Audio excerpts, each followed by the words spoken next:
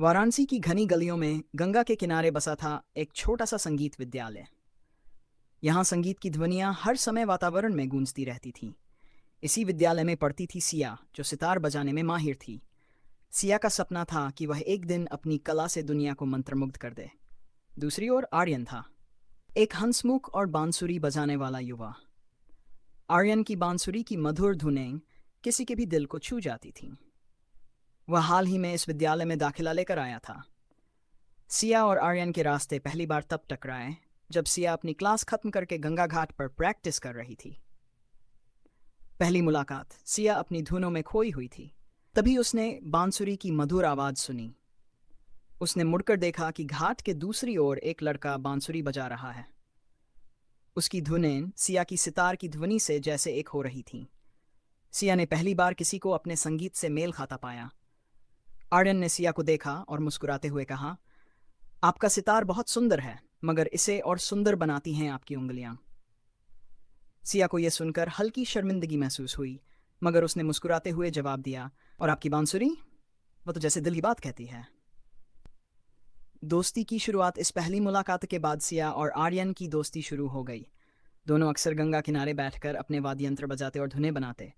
उनकी जुगलबंदी पूरे घाट पर गूंजती और लोग उनके संगीत को सुनने के लिए रुक जाते। धीरे धीरे यह दोस्ती गहरी होती गई। सिया को आर्यन का हंसमुख स्वभाव और जीवन के प्रति उसका नजरिया बहुत भाता था। वहीं आर्यन को सिया की गंभीरता और संगीत के प्रति उसकी निष्ठा आकर्षित करती थी। एक दिन सिया और आर्यन गंगा किनारे बैठे हुए थे। आर्यन ने अचानक पूछा, सिया, तुम्हारा सबसे बड़ा सपना क्या है? सिया ने आकाश की ओर देखते हुए कहा, मैं चाहती हूं कि मेरा संगीत लोगों के दिलों तक पहुंचे।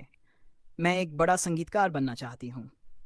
आर्यन ने उसे ध्यान से देखा और कहा, मैं चाहता हूं कि तुम्हारा सपना पूरा हो, और अगर इजाजत हो तो मैं तुम्हारे इस सफर में तुम्हारा साथ देना चाहता हूं। सिया ने उसकी ओर देखा। उसकी आंखों में एक सच्चाई थी जो सिया को भीतर तक छू गई। इश्क का इकरार। कुछ दिनों बाद विद्यालय में संगीत का वार्षिक महोत्सव आयोजित हुआ। इस महोत्सव में सभी छात्रों को अपनी कला का प्रदर्शन करने का मौका मिला। सिया और आर्यन ने अपनी जुगलबंदी प्रस्तुत की।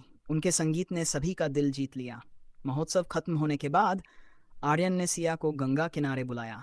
चांदनी रात में आर्यन ने सिया की आंखों में देखते हुए कहा, सिया, मैं तुमसे कुछ कहना चाहता हूँ। सिया ने मुस्कुराते हुए कहा, क्या? आर्यन ने अपनी बांसुरी की ओर इशारा करते हुए कहा, यह बांसुरी मेरी आवाज़ है और तुम मेरे संगीत की आत्मा। मैं तुमसे प्यार करता हूँ। क्या तुम मेरी जिंदगी का हिस्सा बनोगी? सिया कुछ पल के लिए चुप रही। फिर उसने धीरे से कहा, तुम्हारे बिना मेरी धुन अधूरी है आर्यन। मैं भी तुमसे प्यार करती हूँ। सपनों की ओर। दोनों ने साथ में अपने सपनों को पूरा करने की ठानी। सिया और आर्यन मिलकर संगीत की नई धुनें तैयार की। उनकी जुगलबंदी ने उन्हें वाराणसी के बाहर भी प्रसिद्ध कर दिया। वे कई शहरों में परफॉर्म करने लगे और हर जगह उनके संगीत की सराहना हुई। मुसीबतें और संघर्ष, लेकिन हर कहानी में मुश्किलें भी आती हैं। एक दिन सिया के परिवार को उनके रिश्ते के बारे में पता चला। सिया के पिता ने सख्ती से कहा, तुम्हारा काम सिर्फ संगीत सीखना है, न कि किसी के साथ प्रेम संबंध रखना। सिया ने अपने पिता को समझाने की कोशिश की, मगर वह नहीं माने। उन्होंने सिया को आर्यन से मिलने से मना कर दिया। सिया के लिए यह फैसला बेहद कठिन था, लेकिन उसने हार नहीं मानी। आर्यन ने भी सिया का साथ नहीं छोड़ा। उसने कहा, अगर हमारे संगीत में सच्चाई है तो हम हर मुश्किल को पार कर लेंगे। मोहब्बत की जीत। सिया और आर्यन ने अपने संगीत से समाज को यह दिखाया कि प्रेम और कला किसी भी बाधा को पार कर सकते हैं। आखिरकार सिया के पिता ने उनकी लगन और सच्चाई को समझा और उनके रिश्ते को स्वीकार कर लिया। खुशहाल अंत।